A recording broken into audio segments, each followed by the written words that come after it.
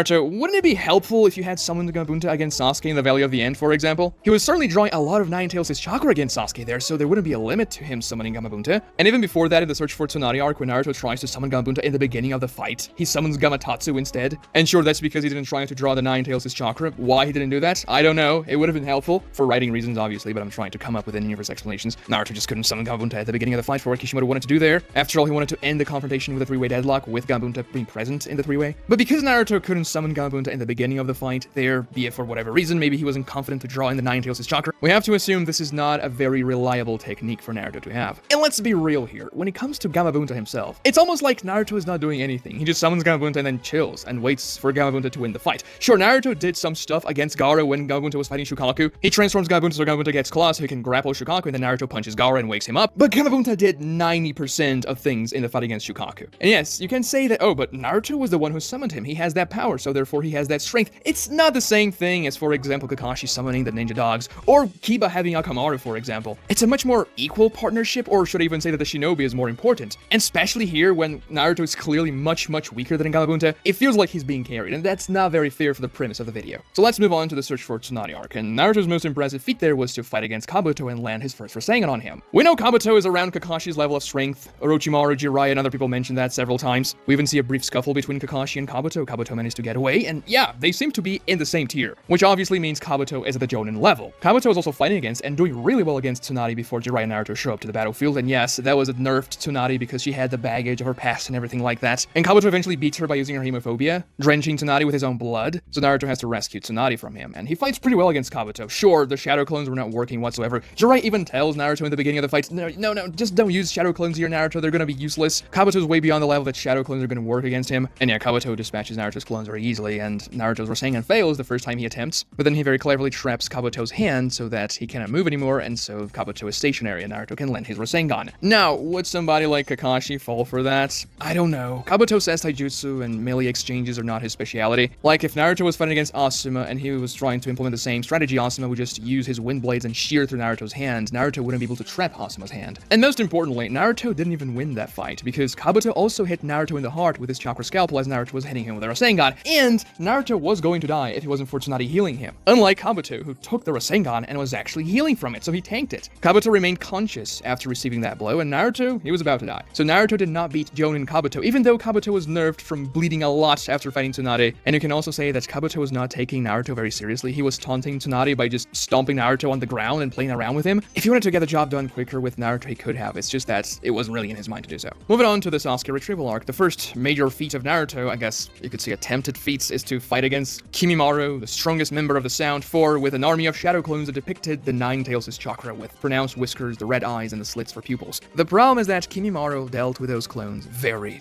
easily. He destroyed that entire army of clones, and Naruto couldn't even land a single blow. And those were amped clones. Now, Kimimaro is definitely at the Jonin level. He's a powerful ninja with a powerful Kigenkai, but I ask myself, how well would those clones have done against somebody like Asuma or Kabuto, for example, in part 1? I don't know if they would be able to beat somebody like Neji in Naruto Shippuden as well. Maybe they could, just because the sheer overwhelming numbers, but it's difficult to say. Regardless, all those clones were using the Ninetales' chakra, and that seemed to be very much unintentional, as we'd never see Naruto asking for the Ninetales' strength there. It's just because Naruto was really pissed that Kimimaro was taking Sasuke away. And obviously those clones were much more powerful than the clones Naruto used against Sasuke in the hospital rooftop, because they weren't amped by the Ninetales' chakra, but we saw again in like Sasuke, sure, a powerful Genin take care of several clones, and then a Jonin-ish ninja like Kimimaro taking care of several amped clones, but we cannot get anything conclusive, because as I said before, Naruto deals no damage to Kimimaro, and it's not as though Kimimaro was using the Curse Mark Stage 2. No, he was fighting those clones in base, which doesn't bode too well for Naruto here, and I guess he wasn't yet at the Jonin level. After that fight, we get the first Valley of the End fight between Naruto and Sasuke, and Naruto reaches a massive imp, acquire one tail of the Ninetales' chakra cloak. Now, Naruto gets that tail after Naruto and Sasuke went back and forth with imps and everything. Every time Naruto got an imp, Sasuke got a better imp, and then Naruto got a better imp, until both Naruto and Sasuke reached their final imps with the one tail cloak and the second stage of the Curse Mark. And you know, before Sasuke went stage 2 there, when Naruto was using the cloak, he was doing well. First of all, the chakra cloak protects Naruto from outside attacks. We saw Sasuke's fireball doing absolutely nothing to it. He could use massive chakra limbs to pull Sasuke, grapple him, and actually Naruto got so much stronger and faster by using the one tail cloak. Now, he still had his consciousness using the one tail cloak. He didn't completely lose himself, and he got a pretty interesting buff to his Rasengan, because he was for the first time capable of using that jutsu without the aid of a shadow clone. When he uses his Vermilion Rasengan to clash against Sasuke's Chidori Lament in the final clash they have, it forms the Rasengan just just by himself. And obviously that's a more powerful Rasengan than his regular Rasengan form. After all, it's being amped by the Ninetales' chakra, and by that point he was clashing against Sasuke's Curse Mark 2. Now would that version of Naruto be able to beat your regular Jonin? Maybe. It has a lot of protective abilities with the chakra protecting Naruto, and Naruto becomes pretty damn formidable in his attacks, not to mention his increased speed. But there's a major problem here, which is that Naruto cannot sustain that mode for very long. His body gets damaged, and there's always the risk of him running wild, getting more tails, and becoming, you know, the hateful presence of the Ninetales, losing his consciousness. So once again, even though you could say Naruto reaches Jonin level here for the first time without the aid of Gamabunta, it's definitely not something reliable. So much so that Jiraiya tells Naruto to never use the Ninetales' chakra again because they learn over the time skip that that's damaging Naruto's body beyond repair, and it's also too dangerous if Naruto reaches a high enough number of tails. So it's definitely not a reliable amp, and Naruto cannot even keep it for very long. So I guess you could say at this point, Naruto's maximum potential without Gamabunta reaches Jonin level, but it's not something consistent. So I can't really say Naruto himself is at the Jonin level, right? It's like saying someone like Might Dai, for example, they used the 8th gate one time and then died and took out 4 of the 7 swordsmen of the mist, was Kage level because of it. No, the character's maximum potential ever reached was Kage level, but the character himself definitely wasn't. And that's because it's something Might Dai could only achieve once in his life, and it's the same thing for Naruto here. At least at that point in the story, Naruto couldn't really use the one-tail cloak very often. Now going to Shippuden, is Naruto Jonin level right after the time skip? Well, we see the bell test against Kakashi. He fights alongside Sakura and everything, and he eventually gets the bells. That seems much longer in the anime. They make a lot more exchanges between Naruto and Sasuke and even Sakura. But the point is that Naruto gets the bells by subterfuge, by fooling Kakashi essentially, pretending he's going to tell spoilers about Jiraiya's new novel that Kakashi hadn't finished yet, even though Naruto hadn't finished the book himself. He was just coming up with stuff because he knew Kakashi would close his eyes and his ears and then he would be able to take the bells. But that's not really beating Kakashi in terms of strength, right? If Kakashi was really locked in, if that was a real important fight, Kakashi wouldn't care about spoilers, he would just fight, right? Like, can you imagine Kakashi fighting against Pain in the invasion of the Leaf Village, and then Pain's like, oh, by the way, in the end of Jiraiya's new book, we find out the main character is having an affair or something, I don't know. Obviously, Kakashi wouldn't care about that, right? He would fight against Pain and protect the Leaf Village. It's just that in the bell test, the stakes weren't exactly high, and Naruto didn't beat Kakashi by overpowering him. Sure, I guess you could say he outsmarted Kakashi in that particular situation, but it's something completely situational. Something he can only use very rarely because Jiraiya didn't release a lot of books, and as a matter of fact, that was Jiraiya's last book because he dies. I'm pretty sure you guys know about that one. So it's not an exploit that can be used very often, and it's not something Kakashi's gonna fall for if the situation is real. And sure, overall, when it comes to Naruto's base form, he is definitely more powerful than he used to be in Naruto Part 1. He's better at Taijutsu and Kenjutsu, he can use the Shadow Clones more effectively. But let's be real here, he's not that impressive. As a matter of fact, he is very unimpressive after the time skip, and that's probably because Naruto and Jiraiya wasted too much time trying to master the Ninetales, and then realizing, oh, it's too dangerous, let's not use that anymore, and, well, he's just gonna train other stuff, I suppose. Naruto does use the second tail of his Ninetales' cloak in the Kazekage rescue arc against Deidara, and as we've mentioned before, if the one tail is gonna be Jonin level, obviously the two tails is gonna be Jonin level as well, but then again, at that stage, Naruto starts losing his consciousness, and it's also very unreliable. We also see Kakashi managed to deal with that pretty quickly. He put on that tag that Jiraiya gave to him on Naruto's forehead, and the chakra just fizzled out, so it wasn't as if the two tails was stomping Jonins left to right. After all, Kakashi managed to deal with that pretty quickly. For the next arc in the Tenchi Bridge, if we're being honest here, Naruto doesn't really get a massive amp or a new jutsu or anything that would make him much more powerful than he was in the Kazekage rescue arc. Sure, he goes 4 tails against Orochimaru, and he is essentially beating Orochimaru with that form, which you could say is definitely a Kage level form. However, as we've mentioned before, it's not reliable, and especially the 4-tail state when Naruto completely loses his mind and is attacking everybody that he sees. He almost kills Sakura and everything. Naruto is also completely destroyed by Sasuke at the end of the arc, as if Sasuke wasn't even trying, alongside his team as well. Now, sure, Sasuke made Yamato look impressive as well, and Yamato is a Jonin, so I guess it's not Naruto's fault. But moving on to the Akatsuki suppression arc, this is when things start to get interesting, because Kakashi comes up with this new training method in which Naruto is going to use an army of shadow clones to expedite the training time for his new, much more powerful jutsu, this new Rasengan version that's going to make Naruto a force to be reckoned with. The first important thing Naruto learns here is to use the shadow clones much more strategically, coming up with strategies for the shadow clones to use and using the destroyed shadow clones intel to his advantage. And naturally, he also learns the Rasen Shuriken and how to infuse wind style into his Rasengan. The smaller version, that is. He only uses that once in combat alongside Yamato's water style, and he also clashes his wind style Rasengan against Kakashi's regular Rasengan, but otherwise he never used that jutsu again, unfortunately, because it's pretty cool. But he mastered the Rasen Shuriken. Well, 50% of the Rasen Shuriken, because he cannot throw it yet. Is that enough to make Naruto Jonin level? Well, let's take a look at his fight against Kakuzu. I don't think anybody's going to dispute me when I say Kakuzu is at least Jonin level, right? He fought against Hashirama, he has all the nature transformations, even though he had lost a couple when he was fighting against Naruto, and he was very experienced as well, being 90-something. And Naruto beats the guy. Sure, he had a bit of help when he was caught by Kakuzu's wires. Kakashi and Yamato had to bail him out. His Rasen Shuriken fizzled once, otherwise that wouldn't have happened, but he managed to catch him a second time too, and his Rasen Shuriken just hits like an absolute truck. That thing explodes and expands in that massive whirlwind of wind style that hits every single cell of the target's body, destroying its chakra network. There's also a lot of symbolism for Naruto's growth and strength in this arc. When Kakashi clashes his Rasengan against Naruto's wind-style Rasengan, and Naruto essentially blows up Kakashi's hand, when Kakashi looks at Naruto's back, he sees Minato's back superimposed, meaning that Naruto is making Kakashi remember his former sensei, and that Naruto is reaching towards that level of strength. Not quite there yet, but he is taking those steps. That's just a very symbolic moment. And it happens just before Naruto unveils the Rasen Shuriken for the first time. It's a very epic scene. There's also Kakashi literally telling Naruto before they start their training that he believes Naruto is the only person that can surpass the strength of the 4th Hokage. And Yamato's like, damn, Kakashi, you're good at motivating, but that's a bit crazy. And Kakashi's like, no, I actually believe that. And then by the end of the arc, it's a justified statement. After all, Naruto mastered the jutsu that not even Minato could. And there's also Kakashi's final words to Kakuzu as he's about to finish Kakuzu off. He says the next generation will be stronger than the previous one. And Naruto sort of proves that. So in many ways, Kishimoto tries to show how much stronger Naruto has gotten, especially because Naruto literally took care of a powerful Akatsuki. And yes, it wasn't a true 1v1 against Kakuzu because he had lost 2 of his hearts, and Naruto had a bit of help from Kakashi and Yamato during the fight itself, and Naruto also had a bit of an amp from the Ninetales because we see in the manga that his eyes are red and he has slits for pupils. In the anime, they make his eyes blue, but he still has slits. Regardless, he does have a bit of a Ninetales amp, not a massive one by any means, after all, his whiskers are not even pronounced, and we don't see the orange Ninetales' chakra leaking out or any bubbles or anything of the sort, but he was an amp nonetheless, so Naruto was not in his base form there. However, he did pretty well against Kakuzu, and I think it's safe to say that Naruto in that stage of his life could take care of several mid-tier Jonin. Kurenai, Asuma, Neji and Shippuden, Shizune, if she doesn't manage to poison Naruto. Sure, maybe Naruto doesn't win 100% of the fights he fights against them, but he would have a pretty good win rate. Was he stronger than Kakashi at that point? No, not yet. Even though there's a lot of symbolism saying that maybe Naruto is stronger than Kakashi now, I don't think he had quite surpassed Kakashi yet. And that's because his most powerful jutsu is still sort of unreliable. The Rasen Shuriken, yeah, extremely powerful, but hard to hit, and he hadn't yet mastered it completely. After all, he had only quote-unquote mastered 50% of the jutsu, and the first time he used it against Kakuzu, the jutsu just didn't work. Also, the Rasen Shuriken was damaging Naruto's arm when he was using it, so he couldn't keep on relying on that jutsu before he learned how to throw it, otherwise he would lose his ability to maul chakra with his hands, which would be terrible. But Naruto had mastered the regular wind-style Rasengan, which could be useful, and he was much better at using the shadow clone to his advantage. And Naruto, who is used to spamming the shadow clone jutsu and using that very well, with much more knowledge on how to do that more strategically, is just gonna be a nightmare for you to deal with.